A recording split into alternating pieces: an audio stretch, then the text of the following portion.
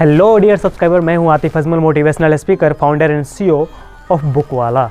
अगर आप भी खाना चाहते हैं कामयाबी का निवाला तो सब्सक्राइब कीजिए बुकवाला। सब कोई कहता है कि हर घर में झगड़ा होता है, किस घर में झगड़ा नहीं होता। मैं इस बात को मानता हूं कि हर घर में झगड़ा होता है और हर किसी को किसी ना किसी से झगड़ा होता है। लेकिन मैं एक सवाल आपसे करूंगा, क्या आपने खुद से ये सवाल किया है कभी कि झगड़े की वजह क्या होती है? मैं दावे के साथ 99% ये कह सकता हूँ कि दावे के साथ कि झगड़े की वजह छोटी होती है। सिर्फ़ और सिर्फ छोटी वजह से ही झगड़ा फैल करके, वो चाहे झगड़ा कोर्ट तक पहुँच जाए या चाहे झगड़ा वो कचहरी तक पहुँच जाए या वो झगड़ा चाहे पुलिस स्टेशन तक पहुँच जाए या पंचायत तक पहुँचे, लेकिन उसकी वजह छोटी ही होती है। समझते हैं कहानी के माध्यम से। रोहित और शिल्पा का दोनों को शादी हुआ। शादी होने के बाद रोहित अच्छा खासा जॉब पकड़ा। जॉब करते करते एक दिन का बात है कि वो काफ़ी ऑफिस से टायर्ड होकर के घर लौटा। डाइनिंग टेबल पे जब उसने खाना खाने बैठा तो उसको खाना कुछ अच्छा नहीं लगा, तो वो अपने पत्नी से शिकायत करना शुरू कर दिया कि खाना अच्छा नहीं बना है, तुम्हें बनाने का ढंग ही नहीं है। पत्नी भी उस दिन काफ़ी टेंशन में थी किसी न किसी वजह से। पत्नी ने रिप्लाई करते हुए कहा कि जो तुम मुझे बजट में देते हो रुपया, उस बजट में तुम्हें यही खाना मिलेगा। हाँ, हो सकता है कि हमारे पास कोई अच्छा सा स्टोव अगर रहता तो मैं इससे अच्छा खाना बना सकती थी, पका सकती थी, लेकिन अभी तो नहीं है। तुम तो ठहरे गरीबी के आलम में जीने वाले। जो तुम बजट दिए हो उस हिसाब से यही खाना तुमको मिलेगा। खाना हो तो खाओ, नहीं तो छोड़ दो। इतना सुनना था कि रोहित का ईगो हर्ट हुआ और उसने जवाब देते हुए कहा कि बात यहाँ बजट की नहीं है या फिर बात यहाँ गरीबी की नहीं है, बात यहाँ ये है कि तुम्हें घर चलाना आता ही नहीं। एक दूसरे पे वो दोनों बरसने लगे। उधर से इनकाउंटर जवाब करती गई शिल्पा, इधर से ये इनकाउंटर जवाब करता गया।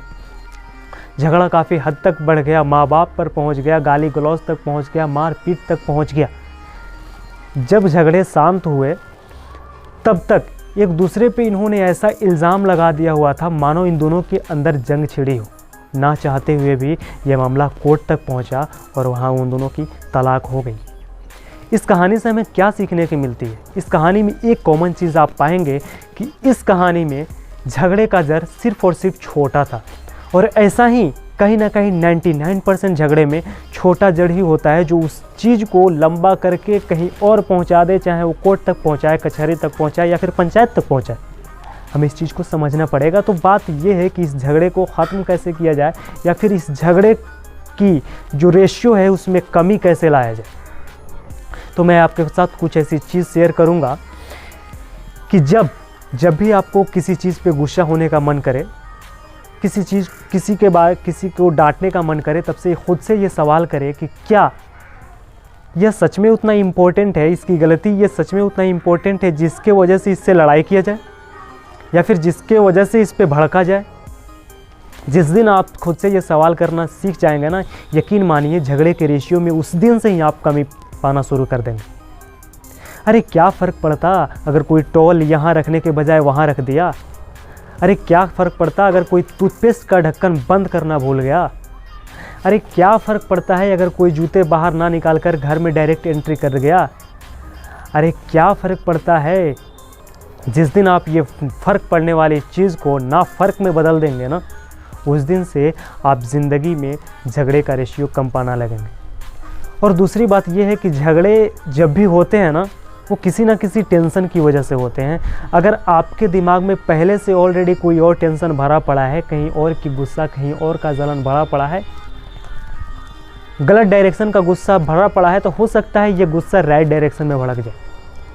राइट डायरेक्शन कहने का मतलब ये है कि बाहर की अगर कहीं गुस्सा या फिर दिमाग में जलन भरी पड़ी हो तो हो सकता है कि ये गुस्सा और ये जलन आपके घर में भड़क जाए। तो अपने माइंड को शांत रखें और क्लियरिटी के साथ अपनी ज़िंदगी बसर करना सीखें। माइंड को क्लियर और शांत कैसे रखा जाता है और खुशगवार कैसे रहा जाता है, इस पे मैं 3 video her part by part बना करके डाला हूँ। इस वीडियो को आप चाहें तो डिस्क्रिप्शन में लिंक मिलेगा, देख सकते हैं। तब तक के लिए इतना ही। अगर आप भी खाना चाहते हैं कामयाबी का निवाला तो एक बार फिर से कहूँगा कि सब्सक्राइब कीजिए बुकवाला।